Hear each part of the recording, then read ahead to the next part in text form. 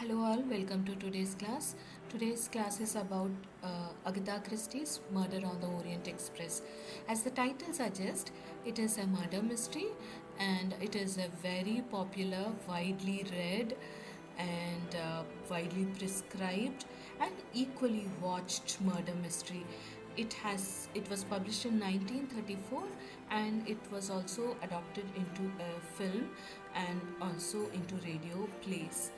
Now, how this book is very different. It is like a canonical or classical detective text. It is different because of its setting. That setting is a moving train. Usually, Christie's settings are a bungalow or an island or a resort where people get together. However, it is here a moving train, and it is when we try to identify the genre precisely, it is a mystery, a murder mystery, yes. It is also a locked room murder mystery, and here the detective uses an armchair detective method. Like many other Christie's murder mysteries, here the detective is Hercule Poirot, the famous Belgian detective, who is famous for his importance of the grey matter. And here he is already on an assignment. However, he is made to take up another assignment on this train by his friend Mr. Bork, who is also one of the board members of the Orient Express. And the other characters, the culprit I'll come later. The victim here is Mr. Samuel Ratchet, who who went by the name Cassidy in his past, and there are the other characters. And here, what is special is the entourage of character. It is diverse. It is the train passengers who represent a cross section of the society, intersecting different classes and different countries. There are characters representing the working class, the aristocratic class, and likewise the different countries, America, Britain, and other European countries. And also there are some who have worked in India.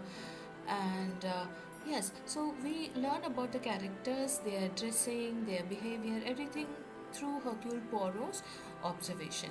And the next talking point is the theme of the novel. It is obviously the murder mystery, then truth versus deceit, isolation.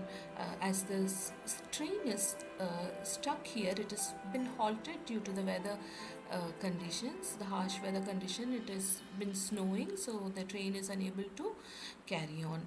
And having said that, there is also uh, have I mentioned that it is also a locked room mystery? And one of the themes is isolation and confinement. And the very important theme in this book is justice versus law, or morality versus law. And then the next talking point, symbols. One can identify some symbols on a close reading of this book. Symbols like the snow, which represents purity. However, here it also symbolizes paralysis, since it has paralyzed the train.